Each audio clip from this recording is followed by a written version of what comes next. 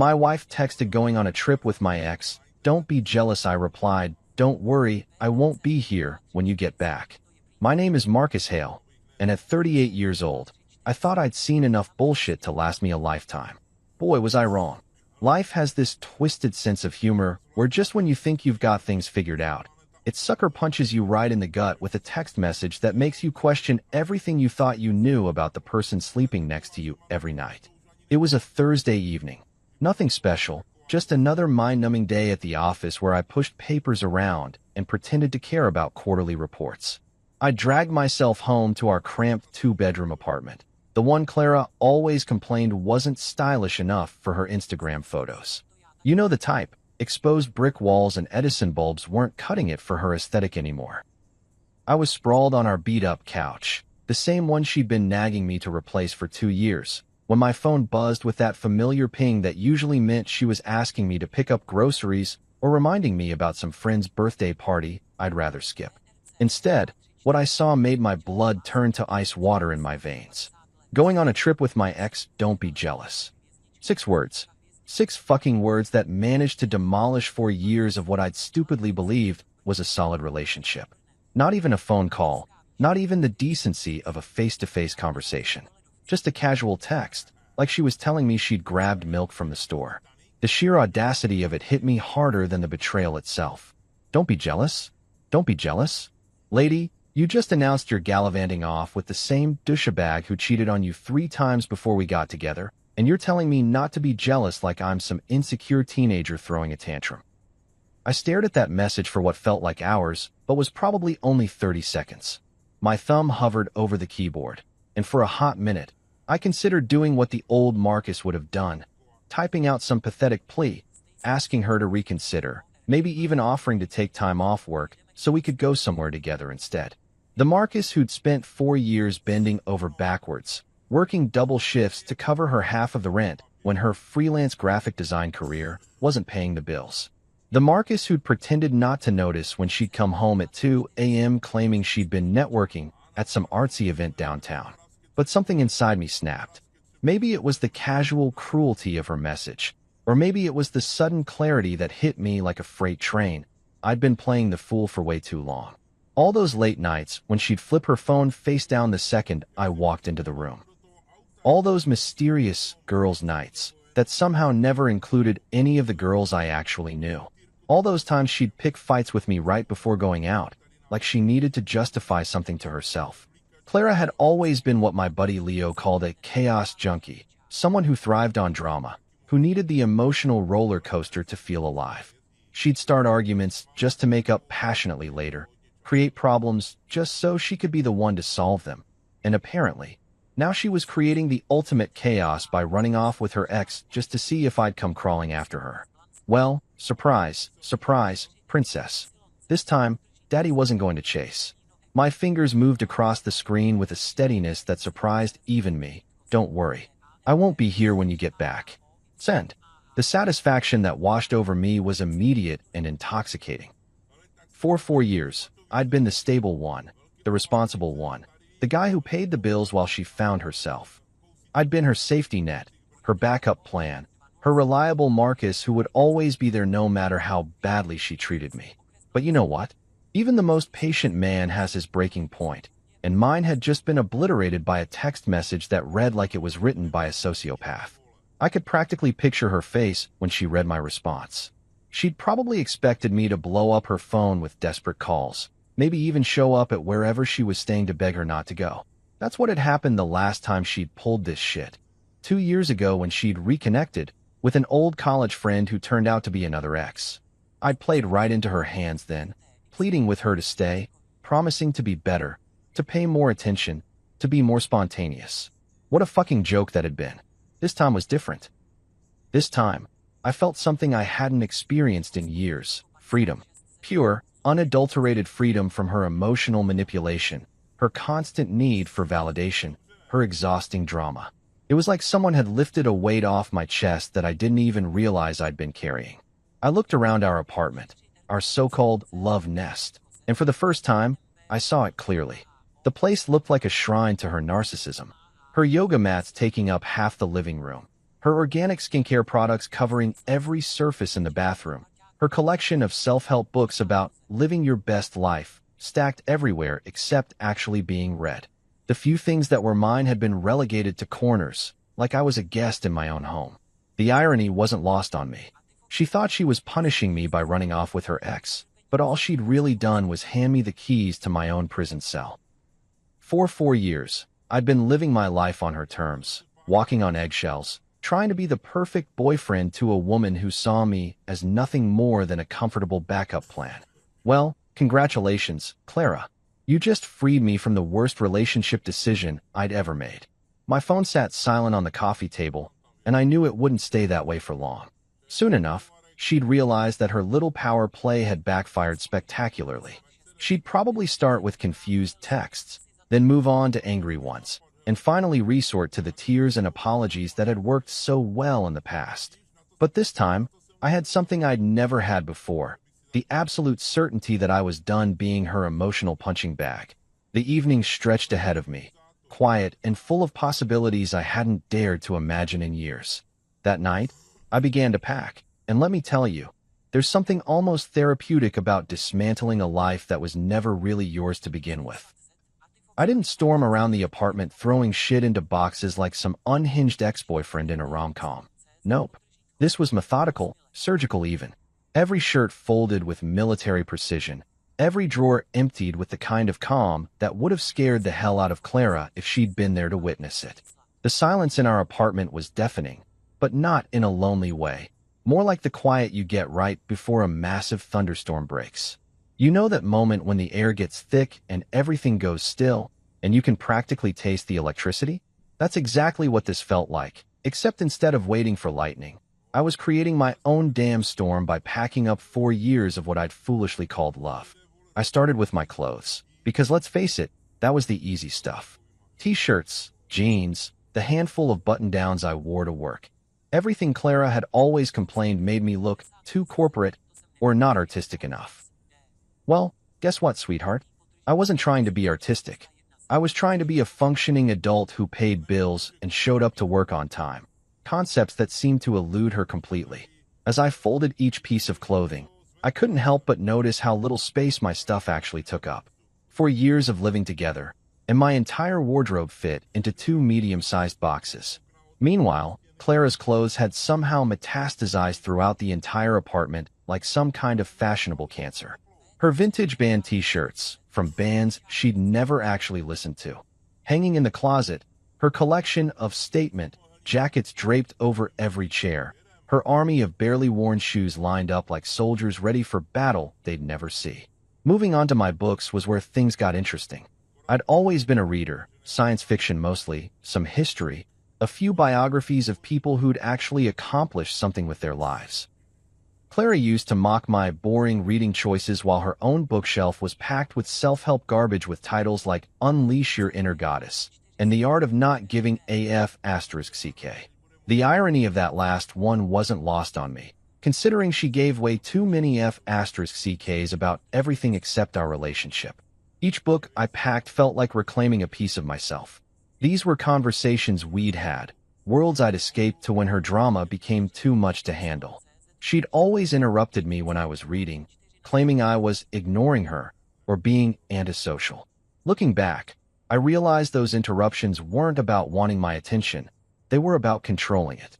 God forbid I have 5 minutes of peace without her being the center of my universe.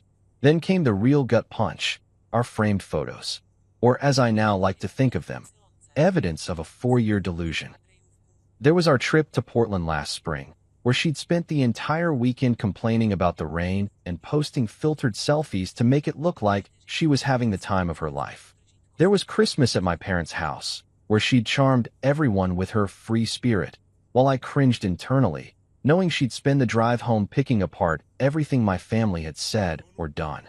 But the photo that really got to me was the one from our second anniversary dinner. I remembered that night so clearly. I'd saved up for weeks to take her to this fancy restaurant downtown, the kind of place where they don't list prices on the menu because if you have to ask, you can't afford it. She'd worn this red dress that made her look absolutely stunning, and for a few hours, I'd actually believed we were happy. In the photo, We're both smiling, my arm around her waist, looking like the perfect couple. What the camera didn't capture was what happened 20 minutes after that photo was taken. She'd spent the entire dinner on her phone, texting someone she claimed was just a friend from work. When I gently asked if she could put it away for our anniversary dinner, she'd exploded, accusing me of being controlling and insecure. We'd left early, spent the drive home in stone-cold silence, and I'd ended up sleeping on the couch that night because she was too upset to have me in the bedroom. Looking at that photo now, I could see what I'd been too blind to notice then. Her smile never reached her eyes. She was already checked out, already looking for the exit, already planning her next move. I'd been so desperate to make us work that I'd convinced myself those moments of happiness were real instead of just breaks between the chaos. I packed the photos face down, not because I was angry, but because I finally understood they were fiction. We'd never been the couple in those pictures. I'd been the guy desperately trying to hold on to something that was never really there, and she'd been the actress playing the role of devoted girlfriend while auditioning for her next part. The kitchen was next, and holy shit, did that tell a story. My coffee maker, the one appliance I'd insisted on when we moved in together, sat there like a loyal friend. Clara had always mocked my obsession with good coffee, preferring her sugary Starbucks concoctions that cost more than most people's lunch. But every morning for 4 years, I'd made coffee strong enough to fuel a small city, because that's what kept me functional enough to deal with her constant emotional tornado. My books, my coffee maker, my clothes. It was pathetic how little I'd actually contributed to this space. Everything else screamed Clara.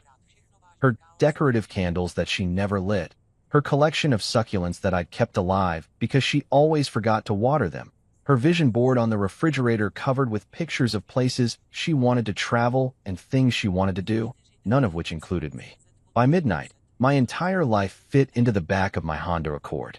For years of what I'd thought was building a future together, and I could pack it all up in a few hours. That should have been depressing, but instead, it felt liberating as hell. I wasn't leaving behind a home. I was escaping a beautifully decorated prison cell. As I loaded the last box into my car, I took one final look at our apartment. The place looked exactly the same, just with a few empty spaces where my stuff used to be. It was like I'd never really lived there at all, like I'd been a ghost haunting someone else's life for 4 years. I didn't slam the door behind me. I didn't even look back. I just locked it, slipped the key under the mat, and walked away from the biggest mistake of my adult life with the kind of quiet dignity that would have pissed Clara off more than any screaming match ever could. The next morning, my phone exploded like a goddamn fireworks show on the 4th of July, except instead of celebrating freedom, Clara was having a full-blown meltdown in my text messages. I'm talking rapid-fire notifications that would have made a machine gun jealous. My phone was buzzing so aggressively, I thought it might vibrate itself right off the nightstand of my crappy motel room. Yeah, that's right. I'd spent my first night of freedom in a Motel 6 that smelled like disinfectant and broken dreams. The kind of place where the ice machine sounds like it's having an existential crisis, and the wallpaper pattern looks like it was designed by someone having a bad acid trip in 1987. But you know what? It was mine. No Clara, no drama, no walking on eggshells. Just me, a lumpy mattress, and the sweet sound of absolutely nobody else's bullshit. Clara's text marathon started around 7 a.m., which was rich considering she'd never been awake before noon unless there was some kind of emergency or a sample sale at her favorite boutique. Her first message was almost cute in its confusion. Wait, what do you mean you won't be here? Like she genuinely couldn't comprehend that actions might have consequences. It was followed immediately by where did you go? And then, Marcus, this isn't funny. Isn't funny? Lady, I wasn't trying to be a comedian. I was trying to be a man with an ounce of self-respect, something I'd apparently misplaced somewhere around year 2 of our relationship. But here's the thing that would have blown her manipulative little mind. I didn't respond. Not to the first text, not to the 20th, not to any of them. I just sat there in that shitty motel room, drinking coffee that tasted like it had been filtered through old gym socks, watching her panic unfold in real time through my phone screen like the world's most satisfying soap opera. The evolution of her messages was pure psychological gold. Stage 1 was confusion mixed with that entitled attitude she'd perfected over the years. Are you seriously upset about this? It's just a trip. Just a trip. Right.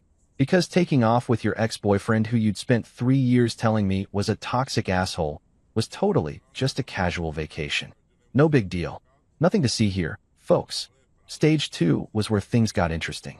The messages started coming faster, with more typos, which meant she was either drunk or genuinely panicked. Probably both, knowing Clara. This is ridiculous, followed by you're being childish, followed by my personal favorite. I can't believe you're throwing a tantrum over this. A tantrum. Because apparently, having enough self-respect to walk away from someone who treats you like garbage is the emotional equivalent of a toddler losing their shit in the cereal aisle. By noon, she'd moved into stage 3, bargaining. Look, if you're really this upset, I won't go. Too little, too late, sweetheart. The damage was done the second she thought it was okay to announce her little adventure via text message, like she was updating her Instagram story. We can talk about this like adults, she wrote, which was hilarious coming from someone who'd never had an adult conversation about anything more serious than what to order for dinner.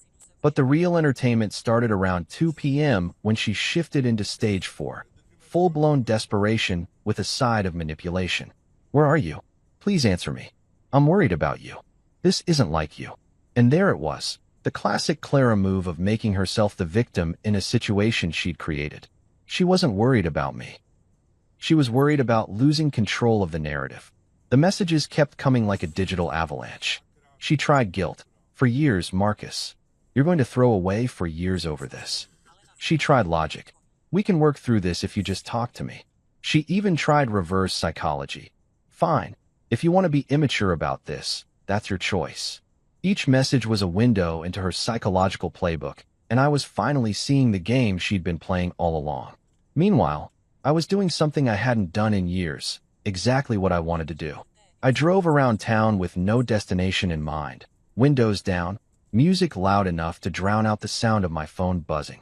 I stopped at a diner I'd been wanting to try for months, but never could because Clara thought diners were beneath her sophisticated palate. I ordered a burger and fries and ate every greasy, delicious bite without someone across from me complaining about processed food and empty calories. The freedom was intoxicating. No schedule to keep except my own. No mood to manage except mine. No drama to navigate. No eggshells to tiptoe around. No emotional landmines to carefully sidestep. For the first time in 4 years, I could just exist without having to justify my existence to someone else. By evening, I'd found a modest rental across town. Nothing fancy, just a one-bedroom apartment with hardwood floors that creaked when you walked and a balcony that overlooked a quiet street lined with oak trees.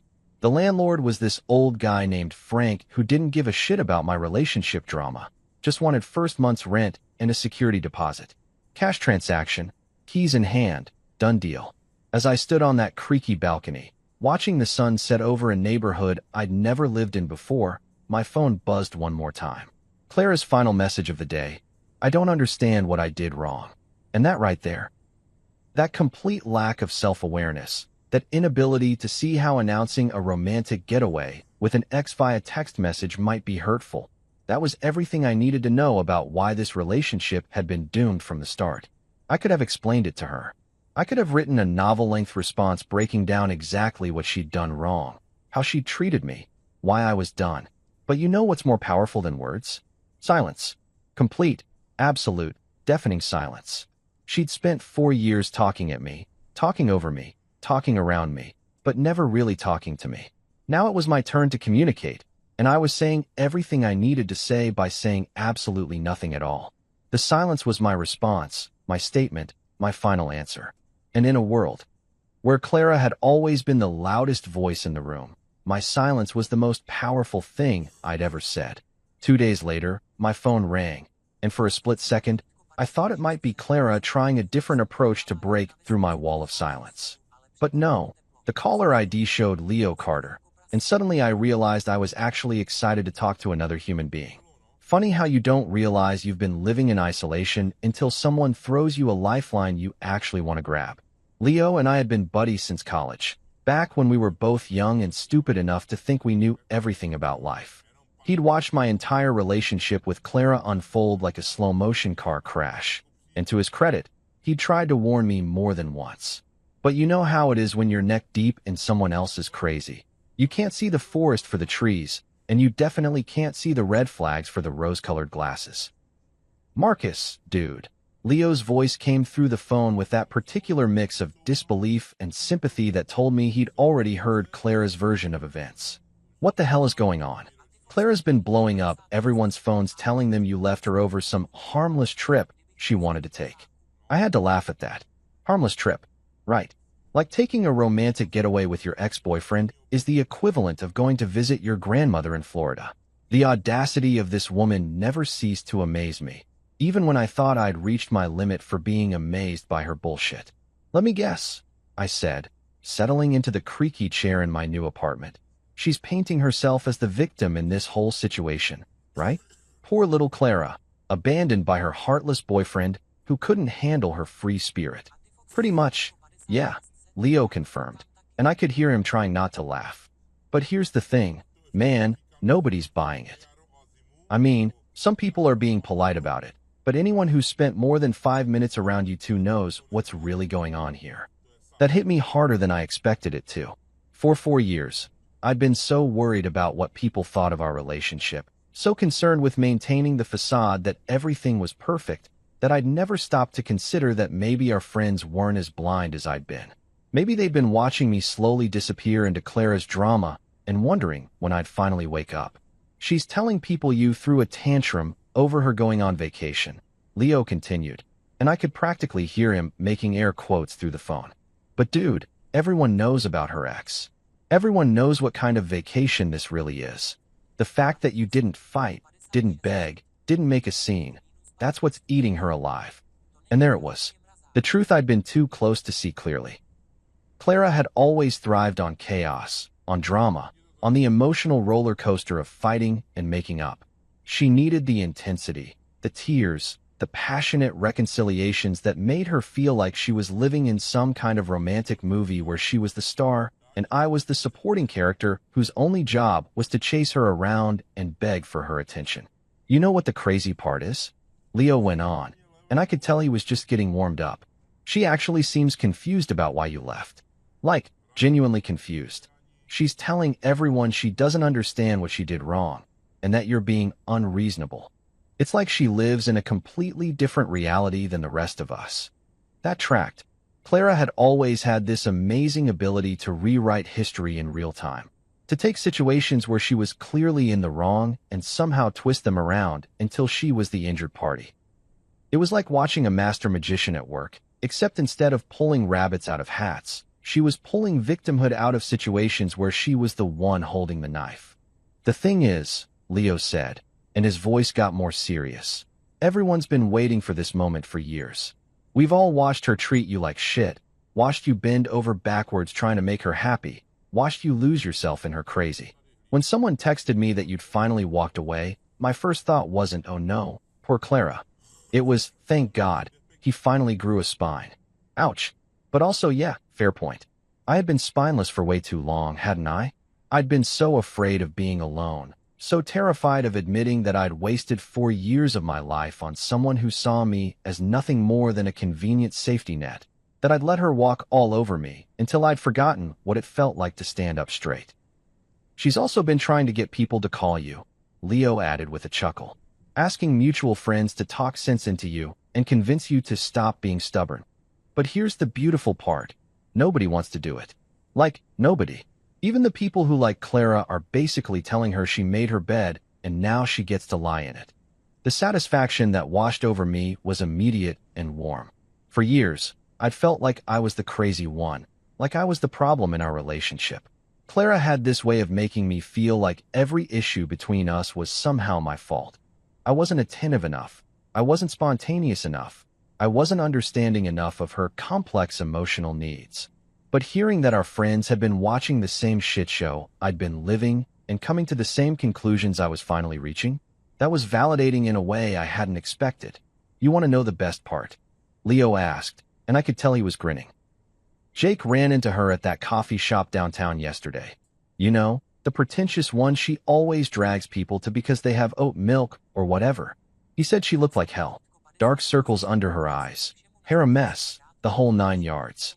And when he asked how she was doing, she just started crying right there in line. I should have felt bad about that.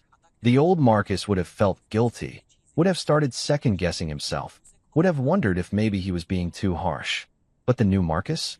The one who'd finally remembered what self-respect felt like? I felt nothing but cold satisfaction. She'd made her choice when she sent that text.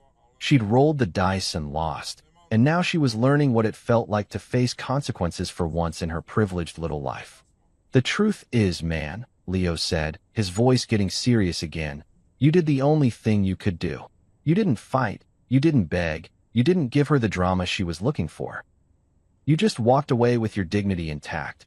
And that's what's driving her absolutely insane. Dignity. Yeah, I like the sound of that. For the first time in years, I had my dignity back, and it felt better than any relationship ever had. A week later, I was just settling into the rhythm of my new life when Clara showed up at my door like a bad penny that keeps turning up when you least want to see it. I'd been enjoying a quiet Saturday morning in my creaky little apartment, drinking coffee that actually tasted good and reading a book without someone interrupting me every 5 minutes to complain about literally everything under the sun. Then came the knock. Not just any knock, mind you. This was the Clara special, urgent, demanding, with that particular rhythm that said, I'm important and you need to drop everything right now to deal with my feelings. 3 sharp raps, pause, 3 more raps, like she was some kind of emotional Morse code operator sending out distress signals. I knew it was her before I even looked through the peephole, but I looked anyway, because sometimes you need visual confirmation of the train wreck that's about to hit your peaceful morning. And there she was, looking like she'd been through a blender set on emotional breakdown. Her usually perfect hair was pulled back in a messy ponytail, no makeup, wearing those ratty yoga pants. She only broke out when she was having what she liked to call a moment of authentic vulnerability. Marcus, I know you're in there, she called through the door, her voice doing that trembling thing that used to make me cave instantly. We need to talk. You can't just throw everything away like this. Oh, but I could. And I was. Standing there on the other side of that door, I felt something I hadn't experienced in years, complete control over my own life. She could knock until her knuckles bled. She could cry until she dehydrated herself. She could camp out on my doorstep like some kind of romantic movie stalker. None of it was going to make me open that door. I don't understand what happened, she continued, and I could hear her leaning against the door now. 1 minute everything was fine, and the next minute you're gone. It was just a trip, Marcus. I needed space to figure things out. Space. That magic word again.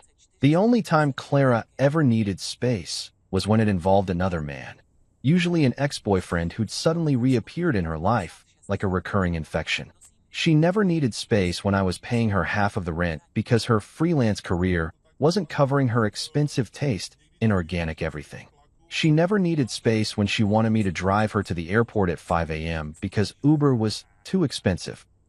She never needed space when she needed someone to listen to her complain about her friends, her family, her job, or whatever other crisis was currently consuming her self-absorbed little world. I know I should have talked to you about it first, she said, and I had to give her credit. She was hitting all the right notes in her apology symphony. But I didn't think you'd react like this. I thought you trusted me. Trust her? I trusted her right up until the moment she announced via text message that she was running off with her ex-boyfriend like it was the most natural thing in the world.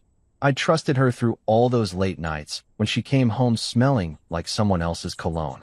I trusted her through all those mysterious phone calls she had to take in the other room. I trusted her right up until my trust finally died of exhaustion from being constantly abused. The knocking started up again, more urgent now, with that edge of panic that meant she was finally starting to understand that her usual manipulation tactics weren't working. You can't just disappear like this. It's been a week, Marcus. A week. I've been worried sick about you. Worried sick. Right. She'd been worried sick about losing her safety net, her backup plan, her reliable Marcus who would always be there to clean up her messes and pay for her mistakes. But worried about me as a person? About my feelings, my well-being, my happiness? That was rich coming from someone who'd spent 4 years treating me like an emotional support human whose only job was to make her feel better about herself. I called your work, she said, and I could hear the desperation creeping into her voice now. They said you took some personal time. Where are you staying? Are you okay? Please just talk to me. Personal time. Yeah, I'd burned through some of my accumulated vacation days to give myself space to breathe, to think, to remember what it felt like to be a human being instead of an extension of Clara's ego. My boss had been surprisingly understanding when I'd explained that I was going through a life transition. He'd even made a joke about midlife crises, which would have been funnier if I hadn't been dead serious about needing to rebuild my entire existence from scratch. I know I made a mistake, Clara continued. And here we were getting to the heart of her manipulation playbook. The admission of fault, delivered with just the right amount of vulnerability to make me feel like a monster for not instantly forgiving her. I should have talked to you first. I should have been more considerate of your feelings. But Marcus, you're the love of my life. You're my person. I can't lose you over this. Love of her life. Her person. The same person she'd casually informed via text that she was taking a romantic getaway with her ex-boyfriend. The same person whose feelings she'd never once considered before making any major decision in 4 years of what I'd foolishly thought was a partnership. If I was the love of her life, then I felt genuinely sorry for any other poor bastard who might come after me. The crying started then. Real tears, not the crocodile variety she usually deployed when she wanted something. I could hear her sliding down the door, probably sitting on my doorstep now like some kind of abandoned puppy. And you know what? Part of me wanted to open that door. Part of me wanted to comfort her, to tell her everything would be okay, to fall back into the familiar pattern of being her emotional caretaker. But a bigger part of me, the part that had finally remembered what self-respect felt like, stayed right where I was. Because this wasn't about love anymore. Hell, maybe it had never been about love. This was about respect, about basic human decency, about treating your partner like an actual partner instead of a convenient accessory to your life. She'd had 4 years to figure out how to respect me, and she'd failed spectacularly. Now she could figure out how to live without me. Days bled into weeks, and Clara's approach to winning me back evolved like some kind of twisted psychological experiment. What started as desperate pleas and crocodile tears slowly morphed into something uglier. Something that showed me exactly who she really was underneath all that fake vulnerability. And honestly, it was the best thing that could have happened, because it made walking away feel less like abandoning someone I loved and more like escaping a psychological prison I'd been too blind to recognize. The text messages came in waves, each one more revealing than the last. At first, she tried the pity party approach. I can't eat. I can't sleep. I'm falling apart without you. Classic Clara, making everything about her suffering while completely ignoring the fact that she'd caused this whole mess in the first place. It was like watching someone complain about getting wet after deliberately jumping in a swimming pool. When the pity party didn't work, she switched to bargaining mode. I'll cancel the trip. I'll never talk to him again. I'll do whatever you want if you just come home. Too little, too late, sweetheart. The damage wasn't just in the trip itself. It was in the casual way she'd announced it. The complete disregard for my feelings, the assumption that I'd just roll over and take whatever she dished out, because that's what I'd been doing for 4 years. But it was when the bargaining phase failed that things got really interesting. That's when Clara's mask finally slipped, and I got to see the real person I'd been sharing a bed with all this time. The shift was so dramatic, it was almost impressive. Like watching Jekyll transform into Hyde, except Hyde had better hair and a victim complex the size of Texas. You never loved me, came the first venomous text, arriving at 2 a.m. on a Tuesday like some kind of midnight revelation. If you really loved me, you wouldn't abandon me like this. The irony was so thick you could cut it with a knife. She was accusing me of not loving her because I refused to stick around and be treated like garbage. In Clara's twisted logic, love meant accepting whatever scraps of affection she felt like throwing my way while she gallivanted around with other men. The next message was even better. You're heartless. You're cold. You were just waiting for an excuse to leave me. Waiting for an excuse? Lady, I'd had excuses coming out of my ears for 4 years. I could have left when she spent our vacation fund on a shopping spree without telling me. I could have left when she forgot to invite me to her company Christmas party because her ex was going to be there. I could have left when she started picking fights with me every time she wanted to go out without me. But I hadn't left. I'd stayed, like an idiot, thinking that love meant enduring endless bullshit in silence. You were looking for any reason to run away because you're scared of real intimacy. she texted the next day, and I had to laugh at that one. Scared of real intimacy? I'd spent 4 years trying to get intimate with someone who kept me at arm's length emotionally, while expecting me to be available for her every whim. Real intimacy would have involved her actually talking to me before deciding to take a romantic vacation with her ex-boyfriend instead of announcing it like a weather update. But the real masterpiece came a few days later. I hope you're happy. You've destroyed the best thing that ever happened to you. The best thing that ever happened to me. Right. Because being someone's emotional punching bag and financial safety net, while they treated me like an inconvenient roommate, was definitely the pinnacle of human experience. Each poisonous message she sent felt like another chain falling away from my ankles. For years, I'd been walking around carrying the weight of her emotional instability, her financial irresponsibility, her complete inability to consider anyone's needs but her own.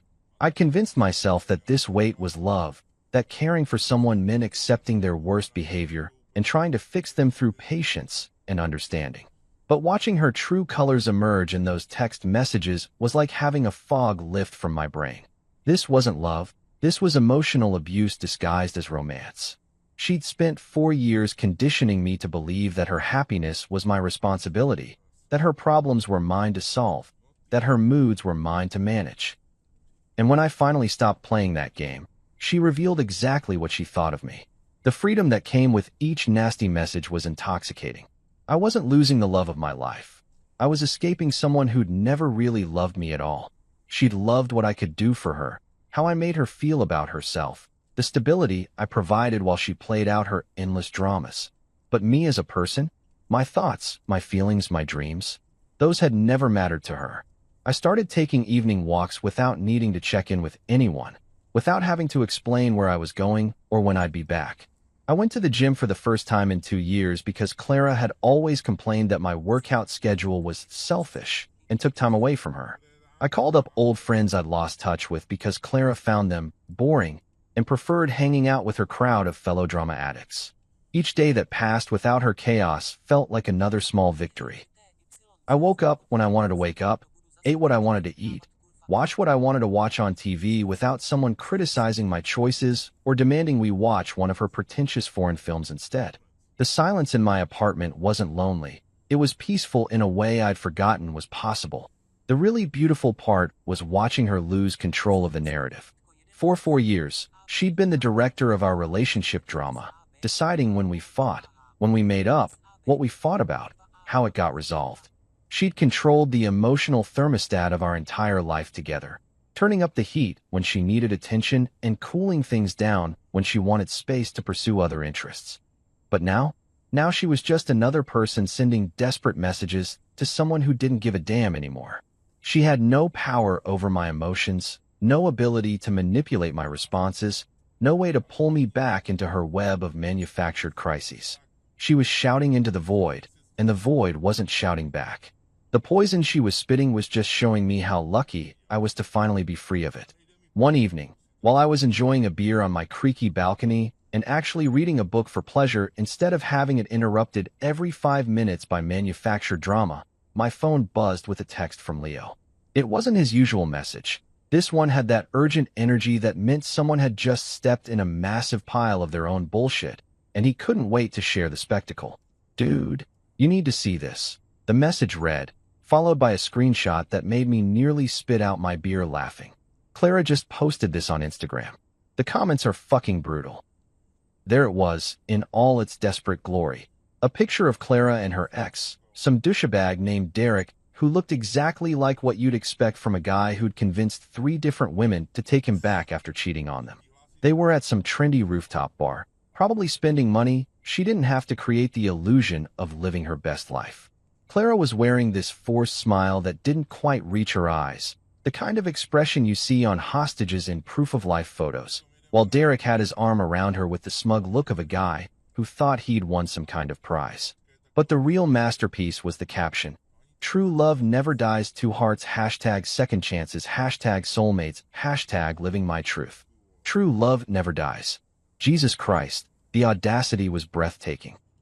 This was the same woman who'd spent the last month blowing up my phone with messages ranging from desperate pleas to venomous attacks. And now she was posting inspirational quotes about eternal love with the same guy who cheated on her with her own roommate 3 years ago. The hashtags were the cherry on top of this shit Sunday. Hashtag second chances? More like hashtag third or fourth chances, considering Derek's track record. Hashtag soulmates? Sure, if your soulmate is someone who treats commitment like a suggestion and fidelity like an optional upgrade. Hashtag living my truth? The only truth she was living was that she'd rather be with someone who treated her like garbage than admit she'd fucked up the best relationship she'd ever had. But here's where it got really good. The comments section was an absolute bloodbath, and Clara had walked right into it with her eyes wide open. Leo had screenshotted the best ones, and reading them was like watching a masterclass in social media karma. "Didn't you have a boyfriend like last month?" wrote Sarah, one of Clara's college friends who'd clearly been keeping track of the timeline. "This is the same guy who cheated on you, right?" asked another mutual acquaintance, apparently not buying into Clara's revisionist history. But my personal favorite came from Marcus's cousin Jenny, who'd never particularly liked Clara but had always been polite for my sake. Some people really love being treated like shit, I guess. Different strokes for different folks. Woman shrugging. The passive-aggressive emoji was the perfect touch, just enough plausible deniability to avoid being called out directly, but savage enough to draw blood. Jenny had always been good at that kind of surgical social media strike. Even better were the reactions from people who knew both of us. Instead of the flood of hard eye emojis, and you go girl, comments Clara had probably been expecting, she was getting a masterclass in why you don't air your relationship drama on social media when everyone knows you're full of shit. "Where's Marcus in all this?" asked one of our mutual friends, apparently not buying Clara's narrative that I'd just disappeared into thin air for no reason. "Wasn't this posted from the same restaurant Marcus took you for your anniversary last year?" observed another friend with the kind of attention to detail that Clara probably wasn't counting on. That observation hit different, and I could practically see Clara's face falling as she realized people were connecting dots she'd hoped would stay disconnected. Yeah, that was the same rooftop bar where I'd spent a week's salary trying to give her a perfect anniversary dinner, only to have her spend the entire evening texting Derek about some emergency that turned out to be him being lonely after his latest girlfriend dumped him. The really beautiful part was watching Clara try to control the damage in real time. She started responding to comments with increasingly desperate attempts to maintain her narrative. Sometimes you have to follow your heart, even when others don't understand red heart, and not everyone is brave enough to fight for real love flexed biceps. But the internet is undefeated when it comes to calling out bullshit, and Clara was learning that lesson the hard way. For every inspirational platitude she posted, someone else would drop a truth bomb that exposed another layer of her self-deception. "Brave enough to fight for real love," Leo texted me. "Or stupid enough to fall for the same bullshit twice." Faced with tears of joy. The whole thing was like watching someone step on a rake in slow motion. You could see the disaster coming from a mile away, but they were too invested in their own delusion to change course. Clara had always been addicted to social media validation, constantly posting carefully curated glimpses of our relationship to make it look like we were living some kind of fairy tale. Now she was using the same playbook with Derek, except this time everyone knew the behind-the-scenes story. What really got me was the timing. A month ago, she'd been crying on my doorstep, telling me I was the love of her life and begging me to take her back. Now she was posting about true love, with the same guy who'd broken her heart so badly that she'd spent 3 months on my couch eating ice cream and making me promise I'd never treat her like he had. But here's the thing that would have shocked the old Marcus. I didn't feel angry looking at that picture. I didn't feel jealous or hurt or betrayed. I felt nothing but cold satisfaction and maybe a little pity for Derek, who clearly had no idea what he was signing up for. Because I knew something that Derek was about to learn the hard way. Clara didn't want love. She wanted chaos. She didn't want a partner. She wanted an audience. And Derek, poor bastard, had just volunteered to be the next supporting character in the ongoing drama series that was Clara's life. The comments kept coming, each one more brutal than the last, and I realized that Clara had inadvertently done me the biggest favor possible. She'd shown everyone exactly who she really was, and they weren't buying what she was selling. Sometimes the best revenge really is just letting people expose themselves. A month later, Clara returned, but this time she wasn't the smug, self-righteous woman who'd announced her romantic adventure via text message. Nope. This version of Clara looked like she'd been put through an emotional blender set on reality check. And honestly, it was both satisfying and pathetic to witness. I was coming home from the gym. Yeah, I'd actually been going to the gym regularly since escaping her emotional prison. When I spotted her sitting on the steps outside my apartment building. At first, I thought maybe I was hallucinating, because the woman hunched over on those concrete steps looked nothing like the confident, free-spirited goddess who'd been posting inspirational quotes about living her truth just weeks earlier. Her hair, usually styled to Instagram perfection, was pulled back in a greasy ponytail that screamed, "I haven't showered in 3 days." Her eyes were so swollen from crying that she looked like she'd gone 10 rounds with a heavyweight boxer. She was wearing the same ratty sweatshirt she'd had since college, the one she only broke out during her deepest depressive episodes, and her hands were shaking as she clutched a tissue that had clearly seen better days. When she looked up at me, I almost felt sorry for her. Almost. But then I remembered the casual cruelty of that text message, the month of venomous accusations when I wouldn't come crawling back, and the social media circus where she'd tried to parade her true love in front of everyone who knew better. "Marcus," she said, and her voice was so hoarse it sounded like she'd been crying for weeks. Which, judging by her appearance, she probably had been. I made a mistake. I made the biggest mistake of my life. No shit, Sherlock. But I didn't say that. I just stood there, gym bag in hand, looking down at the wreckage of the woman who'd thought she could trade up from someone who actually loved her to someone who'd already proven he was a piece of shit. "I thought he'd changed," she continued, the words tumbling out like she'd been rehearsing this speech for days. "I thought maybe we were both different people now, that we could make it work this time. But he hasn't changed, Marcus. He's exactly the same selfish, lying asshole he always was." The irony was so thick I could taste it. She'd spent 4 years with someone who'd treated her well, who'd been faithful, who'd bent over backwards to make her happy, and she'd thrown it all away for a guy who'd already shown her exactly who he was. But somehow, she'd convinced herself that Derek 2.0 would be different from Derek 1.0, despite all evidence to the contrary.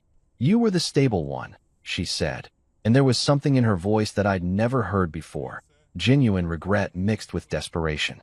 "You were the one who actually cared. You never lied to me, never cheated on me, never made me feel like I was worthless. And I threw it all away for a fantasy." A fantasy. Finally, a moment of actual self-awareness from someone who'd spent the better part of our relationship living in a carefully constructed delusion where she was the victim of everyone else's inability to understand her complex emotional needs. "I know I hurt you," she went on, and the tears were flowing freely now. "I know I treated you terribly, and I know I don't deserve another chance. But Marcus, you're the only good thing that ever happened to me. I was too stupid to see it when I had it, but I see it now." And there it was, the speech I'd fantasized about hearing for months when I was still invested in our toxic relationship. The acknowledgement of my worth, the admission that she'd been wrong, the recognition that she'd lost something valuable. A few months ago, these words would have been music to my ears, validation for every sleepless night I'd spent wondering if I was crazy for thinking I deserved better. But standing there looking down at her, I felt something I hadn't expected, absolutely nothing. No surge of triumph, no desire to comfort her, no inclination to say, "I told you so." Just a flat, emotionless observation of someone who'd finally run out of people to blame for her own bad decisions. "Derek started seeing someone else 2 weeks into our romantic getaway," she continued, apparently interpreting my silence as an invitation to keep talking. "Some girl he met at the hotel bar. He didn't even try to hide it from me, just told me I was too needy and that he needed variety in his life. He left me stranded in Miami with a hotel bill I couldn't pay and a plane ticket I had to beg my parents to help me change." Part of me wanted to laugh at the poetic justice of it all. She'd left a stable relationship for a fantasy, and the fantasy had turned into a nightmare so predictable that everyone except Clara had seen it coming. Derek had done exactly what Derek always did, used her for whatever he needed and then discarded her when something shinier came along. "I called you so many times from the airport," she said, and her voice cracked completely now. "I just wanted to hear your voice, to know that maybe I hadn't destroyed everything good in my life." But you never answered. You never answered any of my calls. Of course I hadn't answered. By that point, I'd learned to recognize her number and send it straight to voicemail. I'd been too busy rebuilding my life to get sucked back into her drama, too focused on remembering what peace felt like to voluntarily return to chaos. "Please, Marcus," she said, and now she was looking up at me with those red-rimmed eyes that used to be my weakness. "I know I don't deserve it, but please give me another chance. I'll do anything. I'll change. I'll go to therapy. I'll never talk to Derek again. I'll be the woman you deserve. The woman I deserve." As if she could just flip a switch and become someone different, someone capable of basic respect and consideration. As if 4 years of emotional manipulation could be erased by a few weeks of consequences catching up with her. I looked at her for a long time, this broken woman who'd once held so much power over my happiness, and realized that the spell was completely broken. She wasn't the love of my life. She was just another person who'd learned too late that actions have consequences. I looked at her for a long time, calm as the night air around us, watching this broken woman who'd once controlled every aspect of my emotional life, like she was conducting some twisted orchestra where I was always playing second fiddle to her drama. The silence stretched between us, heavy with 4 years of history and 1 month of absolute clarity that had changed everything. Clara sat there on those concrete steps, clutching that soggy tissue like a lifeline, waiting for me to say something that would give her hope. Her eyes were searching my face for any sign of the old Marcus. The one who would have immediately dropped to his knees to comfort her, who would have started apologizing for her pain even though I hadn't caused it, who would have convinced himself that her suffering somehow erased all the bullshit she'd put me through. But that Marcus was gone, killed off by a text message and buried under a month of the most peaceful solitude I'd experienced in years. The man standing here now was someone who'd remembered what self-respect felt like, what it was like to sleep through the night without wondering what crisis would greet me in the morning, what it meant to make decisions based on my own needs instead of constantly managing someone else's emotional temperature. "You want to know something, Clara?" I finally said, my voice steady and calm in a way that seemed to surprise her. "A month ago, these words from you would have meant everything to me. I would have seen your tears and thought they were proof that you finally understood what you'd lost. I would have heard your apologies and convinced myself that they meant you'd actually changed." She looked up at me with something like hope flickering in those red-rimmed eyes, probably thinking this was the beginning of my forgiveness speech, the part where I'd tell her that love conquers all and we could work through anything together. "But here's the thing," I continued, and I could see that hope starting to dim as she realized where this was heading. "I don't want your apologies anymore. I don't want your promises to change or your desperate attempts to convince me that you've finally figured out my worth. Because you know what, Clara? You knew my worth all along. You just didn't give a damn about it." The words came out measured and deliberate, each one carefully chosen and delivered without a trace of the anger or bitterness she was probably expecting. This wasn't a furious rant from a wounded ex-boyfriend. This was a calm statement of facts from someone who'd finally seen the situation clearly. "You didn't leave me for Derek because you thought he'd treat you better," I said, watching her face crumble as I spoke. "You left me for Derek because you thought I'd always be here waiting when he inevitably let you down.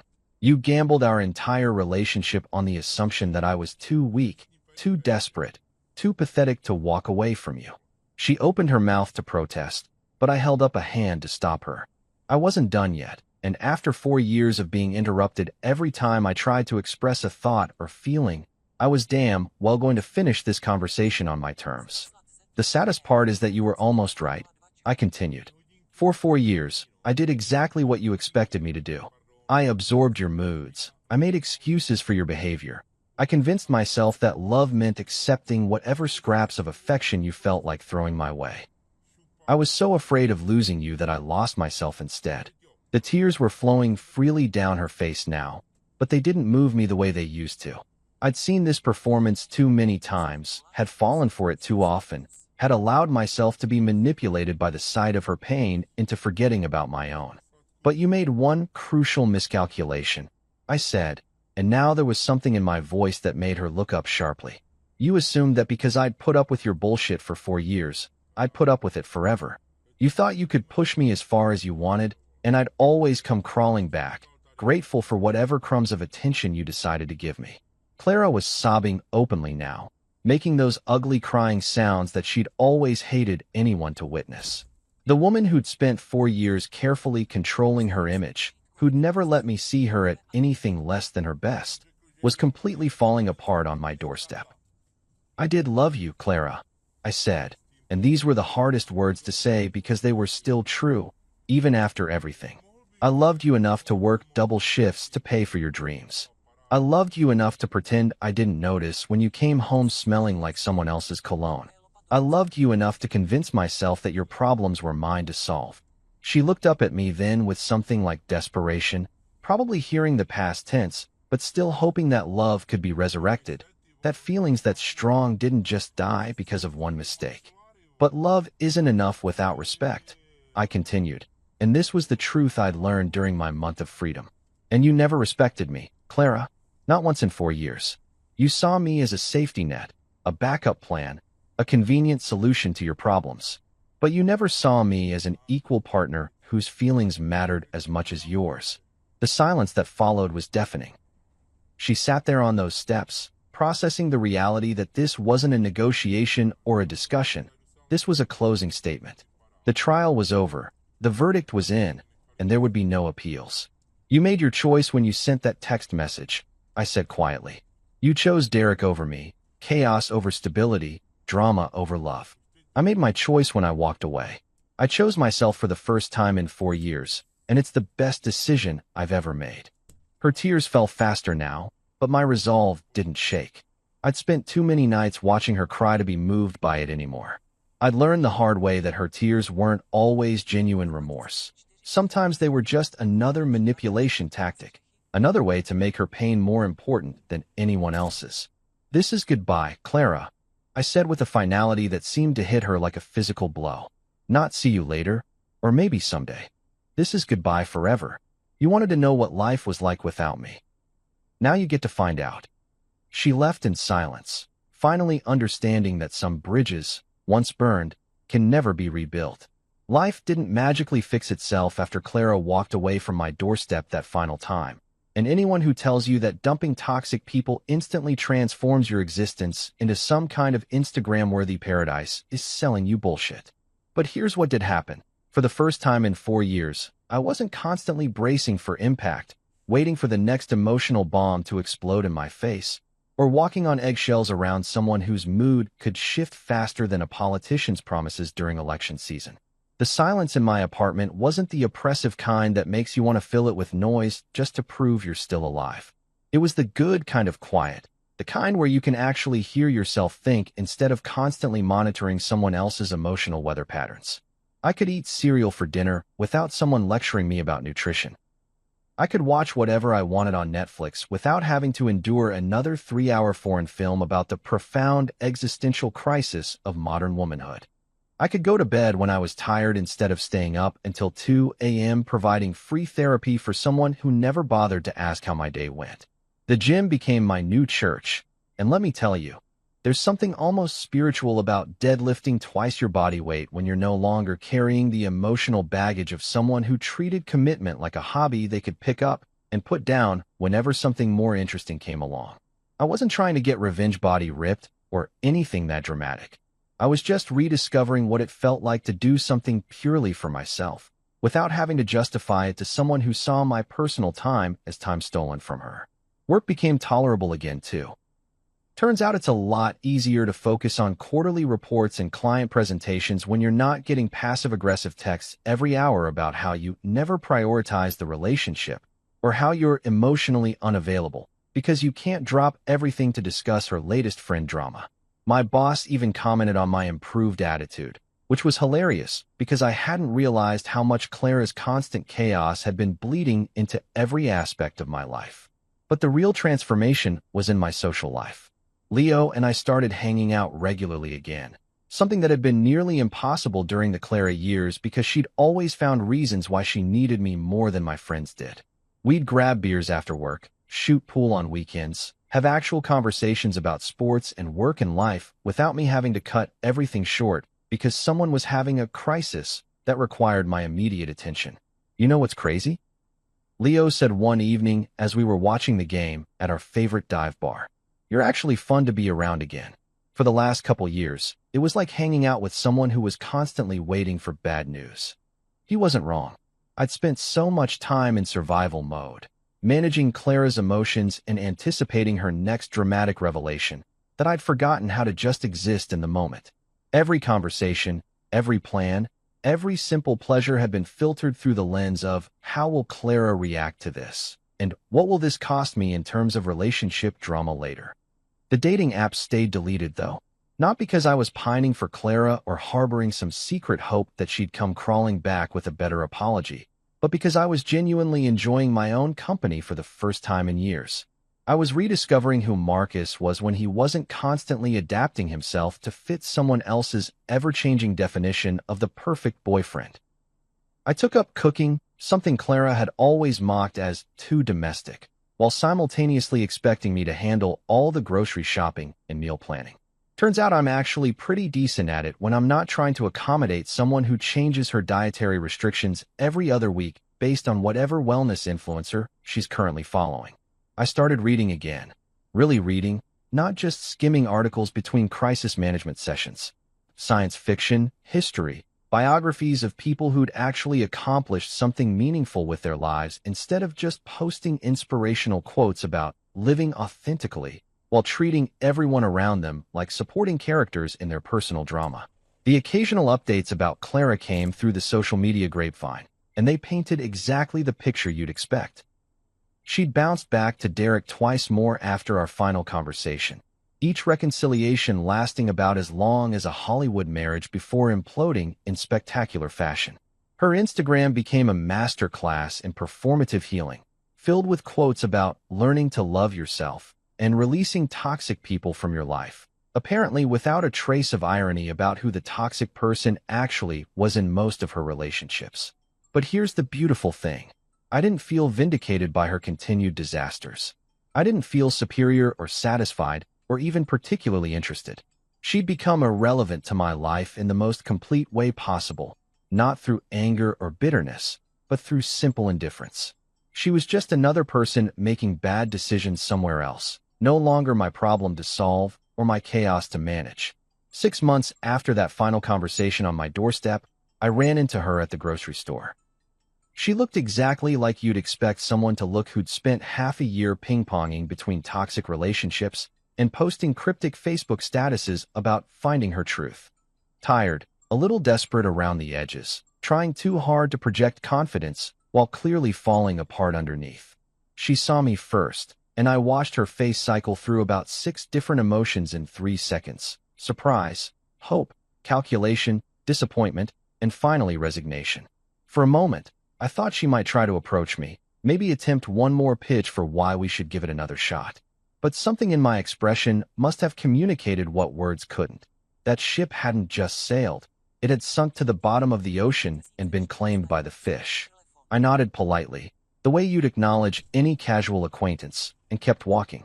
The sweetest revenge wasn't proving her wrong with words or gestures or dramatic confrontations. It wasn't showing up to places where I knew she'd be with someone new, or posting carefully curated social media content designed to make her jealous. The sweetest revenge was simply living better without her, and meaning it.